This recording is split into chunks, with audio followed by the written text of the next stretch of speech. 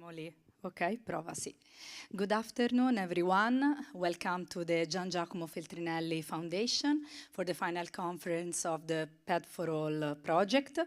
Over the past few years, the foundation has had the pleasure of supporting PED4ALL communication and dissemination activities. We are now extremely happy to host its concluding event today. Before we begin, some words about the institution welcoming you today. The Feltrinelli Foundation was founded in the early 50s by the publisher Giangiacomo Feltrinelli, who started designing and implementing a library, which gradually became a research institute in 1961, and now as a foundation. In this project, the foundation poured not only resources, but also political commitment and this cultural vision about connecting past, present, and future. Beneath this building, there are more than 11 kilometers of archives documenting the history of social movements and of the labor movement. And these archives are preserving now much more than historical documents, as they are telling the story of an idea of the world, of culture, of dissemination, of democracy, and international solidarity that continues to inspire the way we approach research and public engagement. Within this broader mission, our observatory on new economies explores new economic paradigms, trying to envision how we can imagine forms of development no longer extractive or driven only by competition, but based on social and ecological justice. We believe that this is also where the deeper value of the PED4ALL project lies, because transitions are never just about technology, as they are social and collective processes. And they can only succeed when the people and the communities most affected by these processes become participants, protagonists in shaping them, especially in a field so strategic as energy is.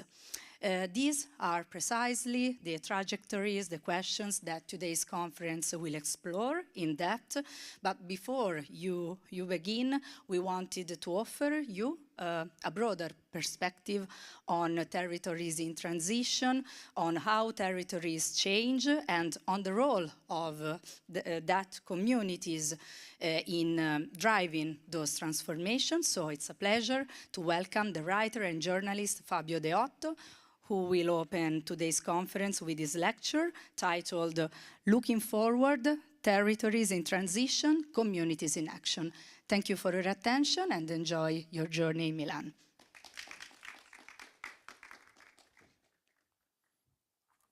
Hello, thank you Francesca, thank you Fondazione Feltrinelli and PED4ALL for having me today. So, for this lecture, I want to tell you about a trip that I took to northern Sweden several years ago. And I was there to do some research for a non-fiction book that I was working on at the time. And the book was about climate change. More specifically, it was about how the climate crisis has already transformed some places that we have a very specifically mental image of. And among the postcard places that I visited, there were Maldives and New Orleans and southern Louisiana, and of course, northern Sweden. And specifically Sápmi. Sápmi is a multinational region that spans from Finland to Norway, and is the land of Sami, which is the last indigenous people in Europe. And the reason I went there to meet these semi-nomadic reindeer herders is because of the special connection they have with the land they inhabit. A connection that is deeply ingrained in their culture. And for one, Sami never build permanent houses near rivers or water basins. And this because they know how unpredictable a river can be. So it wouldn't be safe to install something as sturdy and fixed as a permanent house near something as moody and unpredictable as a river. But the thing that struck me the most when I went there was the approach they had towards reindeer herding. Because here in the Western world, we tend to think about herding as a process where a shepherd guides the animal.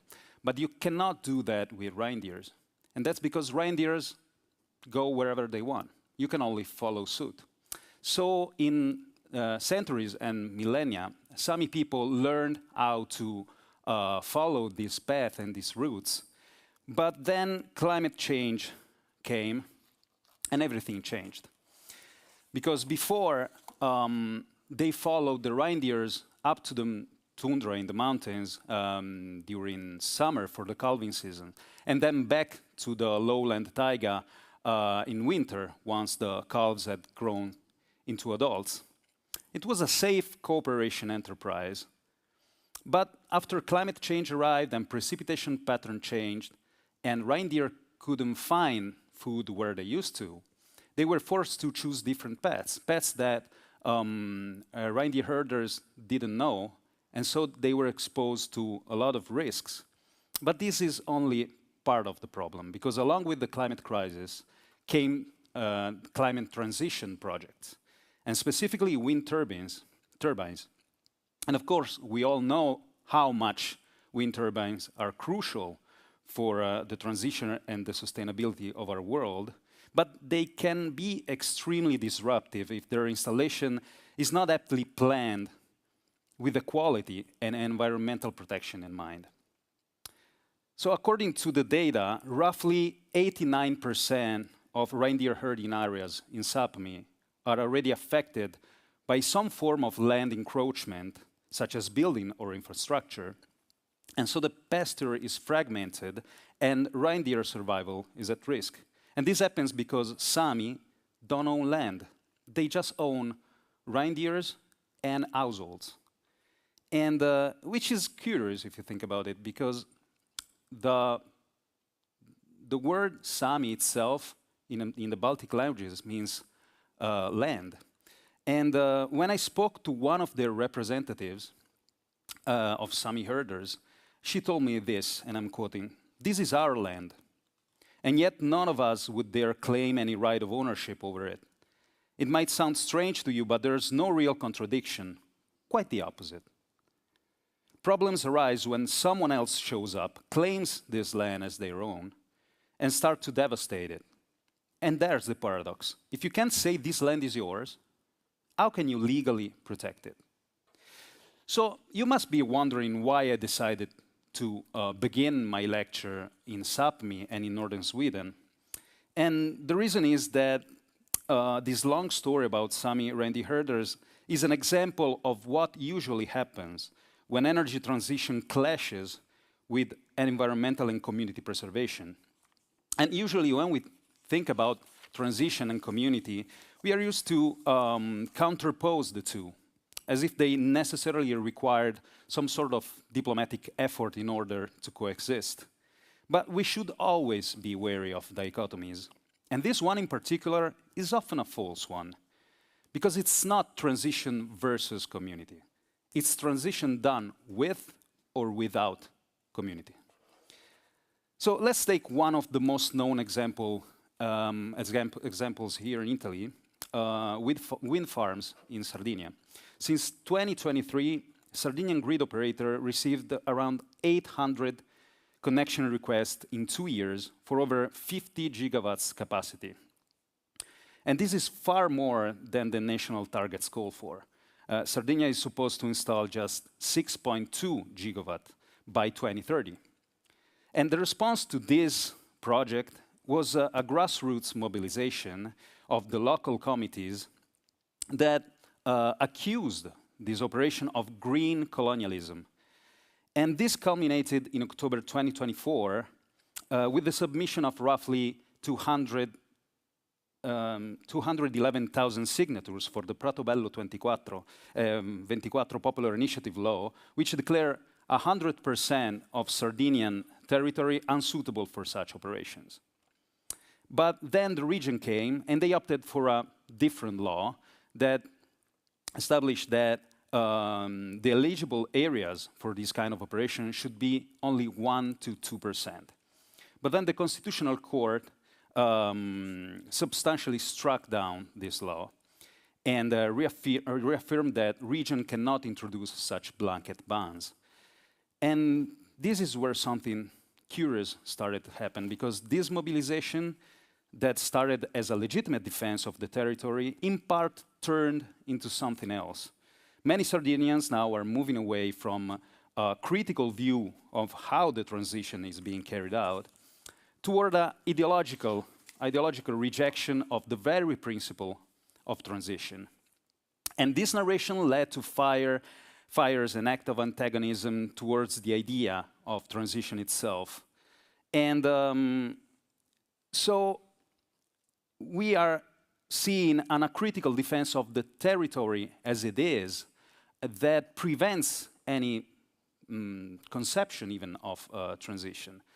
But of course there are examples of how the transition can be brought on and played out with the active involvement of the community. And without going too far afield, even in Sardinia there are a lot of renewable energy communities called CER in Italian. And here, instead of large plants built to export energy and profit from it, they rely on small shared installations where citizen, business, public bodies, and then even the non-profit sector come together to produce, share, and consume renewable energy. But as we said, the point is the Sardinian conflict is not renewable versus landscape. It is a conflict against a specific extractive approach, where we have plants that are designed for export, land rights are bought at a cheap price, and decisions are usually taken elsewhere than the territory. And so, as we are saying, we've got to be wary of dichotomies, because the examples that I made are useful to get a perspective, but we shouldn't think that they represent two opposing models. Also because the CR model in itself alone cannot be sufficient to be operative, moreover, in its initial capitals that not every community have available. So the transition has to be implemented at a systemic level, but this doesn't mean that it has to be extractive and it has to exploit local communities. So a functioning energy transition that preserves the territory and the community that inhabits it is possible. But for it to function, the community needs to be the subject of the transition and not merely the object that endures it. So consent and participation are fundamental non-negotiable tools for a transition that is fair and shared. And it's very interesting at this point to go back and read what an Italian territorialist wrote, which is Alberto Magnaghi. Maybe some of you are familiar with him. And he envisioned the territory not as a neutral substrate, nor a reservoir of resources, but instead the living product of centuries-long process of coevolution between human settlements and the environment. So this sedimentary process that took centuries, if not millennia, deposited knowledge, landscapes, relationship, one layer above the other. And to use Magnagghi's own words, the territory is a work of art, perhaps the highest, most choral that humanity has ever produced. Unlike the many artworks made by humans, which are obtained by shaping inanimate matter, the territory is produced through dialogue, a relationship between living entities, humans themselves, and the environment. So if we go back and think about the Sardinian situation, this top-down utility-scale plant is an act that goes against the process that Magnaghi is describing, because it takes a choral work of art, which is the Sardinian pastoral landscape, and reduces it to an available empty space, to some cells in a map of suitable areas. And green colonialism from the standpoint of Magnaghi is exactly this: the transformation of a work of art into an energy substrate for external function. And in this vision, Sardinia could become a battery island, they say. Like if a single island functioned as a battery for an entire nation. But again, we've got to be careful, because within his framework, and Magnaghi knew this, the landscape is itself an external way of conceiving. The protection of landscape is itself an external way of conceiving a territory. Because a territorial work of art, if we want to conceive the territory as a work of art, cannot be preserved by putting it under a glass. And this, because it's not just a work of art, it's an unfinished one. It's a work of art in progress. And so if we want to use a metaphor for this work of art and use painting, landscape as a painting, for Magnaghi it's not, the community is not the painting custodian, but is the artist that holds the brush. So if we have to look for communities that actually apply this idea of territory to transition, we have to look for indigenous communities. And we have seen what Sami are enduring. And in that situation, what happened after the battles, even when the battles were won, there was some form of monetary compensation. And so the problem with this approach is that compensation arrives after the damage is done. And what is required instead is that the community becomes a co-decider, a community that holds a stake in the transition.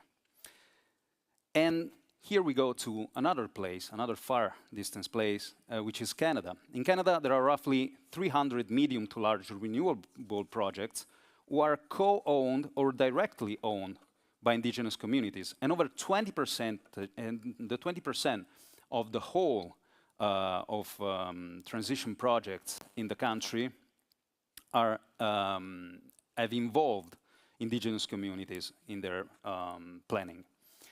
And if we go to Ontario, in April 2026, the grid operator offered a 20-year contract to 14 new renewable projects, all with at least 50% of indigenous ownership. And the flagship project of this brought together 24 First Nations that now hold 51% of a $1.9 billion transmission system project. And it's the largest indigenous-led infrastructure project in Canadian history. So here consent becomes the precondition for a speedy development and not an obstacle, as we sometimes think. And there is this Saulteaux chief, one of the First Nations chief in Canada, that's speaking about a dam that decades ago devastated his territory without the community gaining anything from it. He said, "Ownership is the only kind of reconciliation we understand, ownership and partnership." So this is very different from compensation, as you can understand. And for Magnaghi, the place consciousness is a hard-won achievement. In his books, he often said that we have to move forward not only considering class consciousness, but also place consciousness. And in his mind, place consciousness is the rebuilding of a bond with a territory that industrial modernity and development had severed. And for the First Nation of Canada and a lot of indigenous communities, that bond was never severed. They spent centuries, millennia, building a relationship with nature, and they are among the most adaptable communities in all the world. So the European territorialism that Magnaghi pioneered is trying to recover that bond. But in this territorialist framework, there's a risk, and Magnaghi was aware of this. And the risk is romantic localism. The idea that defending the work of art means keeping it still, untouched, pre-modern. And this Canadian case that I told you about is paramount in this sense, because it shows that the very same physical object, be it a utility-scaled wind farm as the one in Sardinia, changes its nature depending on who holds the brush. If it's owned by the community, it is no longer a position that reduces the landscape to an empty space. It is a contemporary layer that is added to that millennial stratification.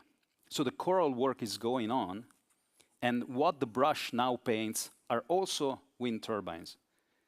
So to summarize this point, you do not preserve a people's bond with territory by shielding it from development, nor by buying its consent, but by giving it the power to steer and guide that development.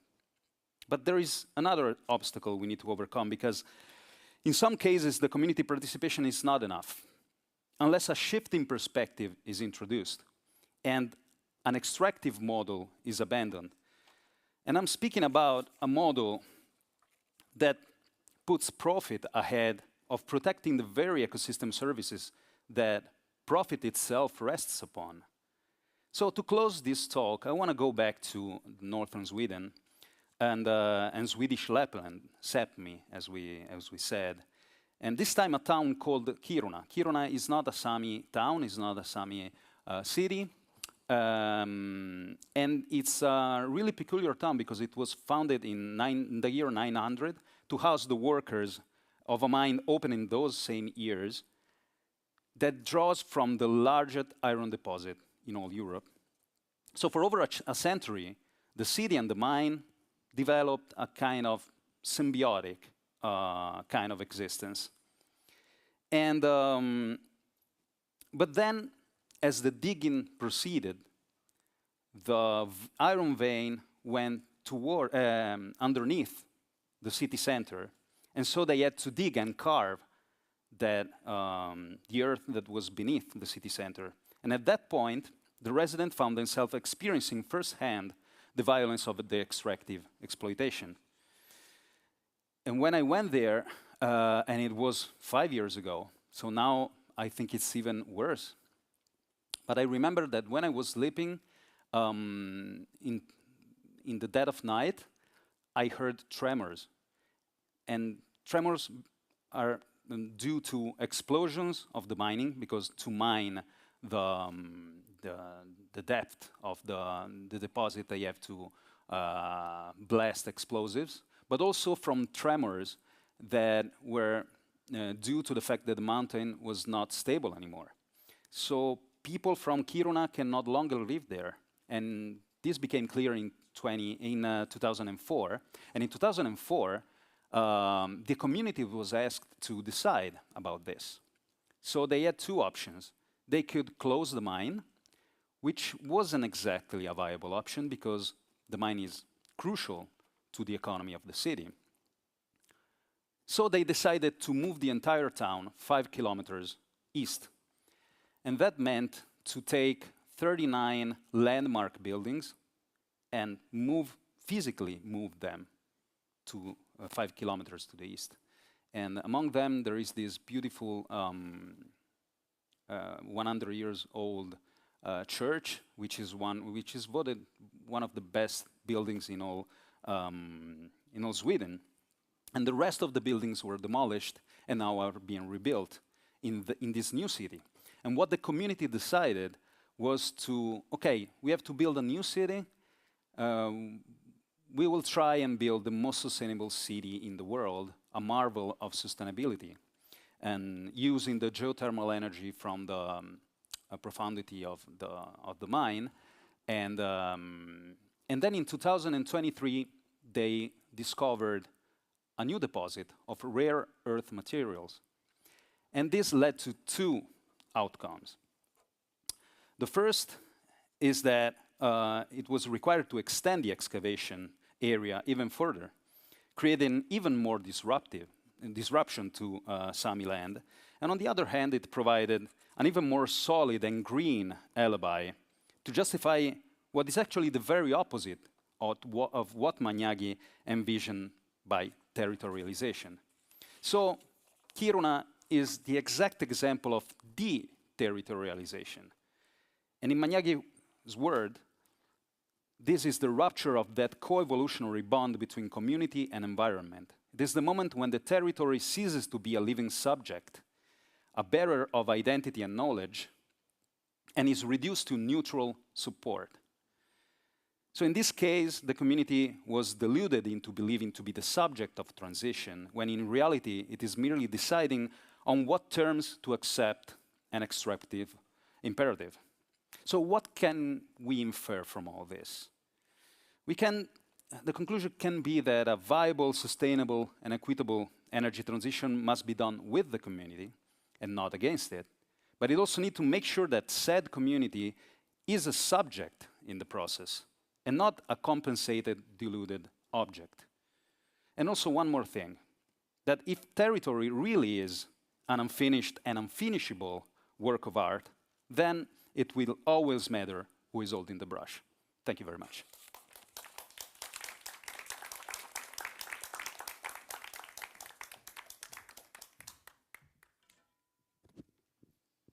Thank you.